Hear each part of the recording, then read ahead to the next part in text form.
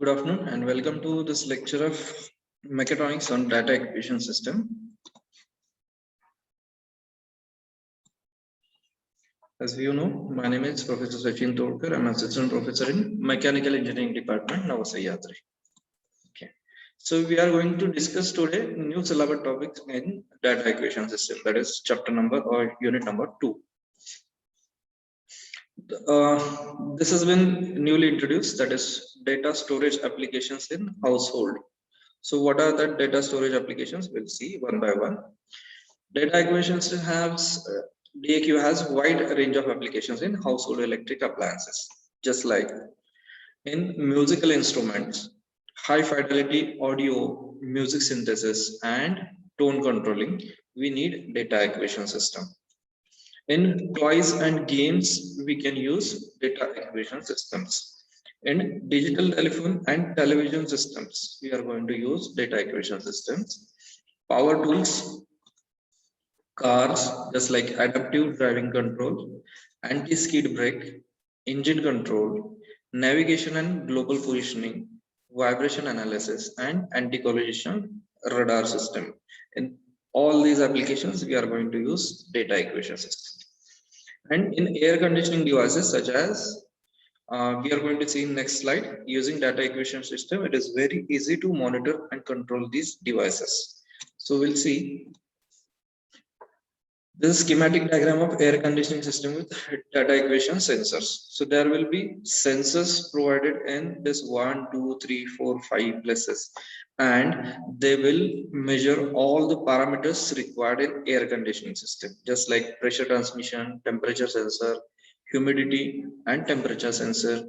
Everything will be monitored, and we can modify them accordingly with the help of data acquisition system. Digital pressure gauges is also newly included. So what kind of digital pressure gauges are used in nowadays in industries that we are going to see? Digital pressure gauges make use of pressure sensors in order to convert the pressure to an electronic signal. Then we are going to use in two types working principle. The most commonly used is a piezoresistive pressure sensor.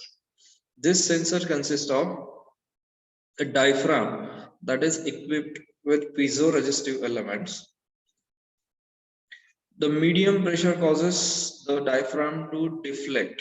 This deflection causes a change in cross-sectional area of the piezoresistive element that is directly coupled to the electrical signal or electrical resistance. We'll see the actual diagram of this digital pressure gauge schematic. You can see here the diaphragm wall is there and a bridge circuit has been connected to calculate the change in resistance, and strain gauges are applied here. So this is bridge based pressure sensor and most commonly used sensor. We need to consider several signal conditioning elements to make the effective bridge based pressure measuring system. So in which first will be excitation to power the Wheatstone bridge circuitry. Second one, that is a remote sensing to compensate for errors in excitation voltage from long lead wires. Amplification to increase measurement resolution and improve signal to noise ratio. Filtering to remove external high frequency noise. Offset nulling to balance the bridge to output zero voltage when no strain is applied. These things are very important to calculate the exact pressure applied. So that will be helpful.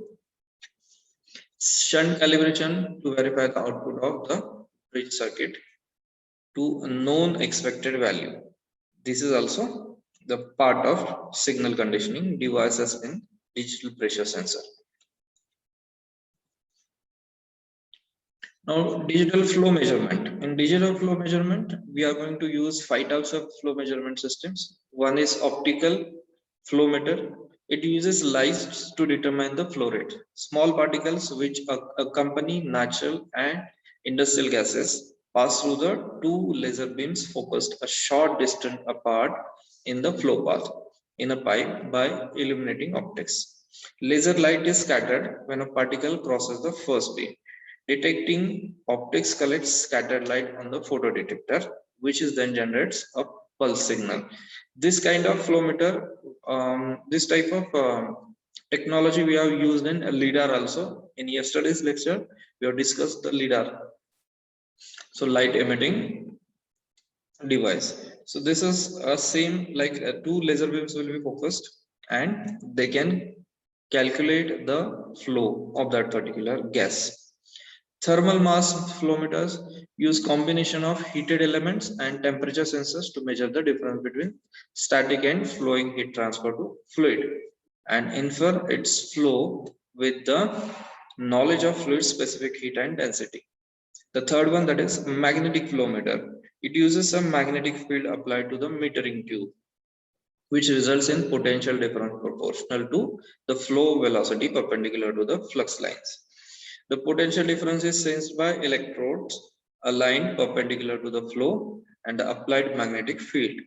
The physical principle we are going to see here is working on Faraday's law of electromagnetic induction. The ultrasonic flow meter, which is having two effects, that is one is Doppler effect and second one is transit time effect. Ultrasonic Doppler flow meters measure the Doppler shift resulting from reflecting an ultrasonic beam of the particulate in flowing fluid. And the second one, that is transit time. Ultrasonic transit time flow meters measure the difference of the transit time of ultrasonic pulses propagating in and against the direction of flow. And the last one, that is laser Doppler velocimeter, uses Doppler effect directly. So these are 5 kind of flow meters. Now, what are the advantages of digital flow meters? We'll see here one by one. Digital display switch and analog electric output. Reading unaffected by orientation, that is we can orient it in any direction. Installation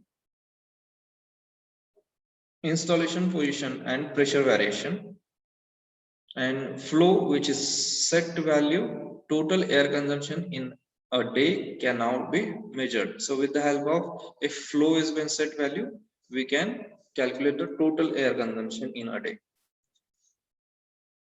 Now, the last point of this topic, that is digital video broadcast. Everyone has this DVB system in your household nowadays, because government has made it strictly compulsory, that is you have to use DVB boards, the digital video broadcasting system only. So what is this digital video broadcasting? It is standard for digital television and video used in many parts of the world, right now in India also. DVB standards include DVB-T for terrestrial televisions, C for cable televisions, and S for satellite televisions. So we are using DVB-C or S in our regular life. The advantages are DVB provides superior picture quality with the opportunity to view pictures in standard format that are widescreen, that is 16:9 format, along with mono stereo surround sound. It also allows a range of new features and services, including subtitling, multiple audio tracks, interactive content, multimedia content, where for instance, programmers may be linked to World Wide Web material, WWW material. Open systems such as DVB allows the subscriber to choose different content providers and allow integration of PCs and televisions. So this will be your DVB system. If you have any questions, you can ask me, or you can visit this mechatronics blog. You can use all the study material there. So Sachin Todkar is signing out. We'll meet again in next lecture. Thank you very much.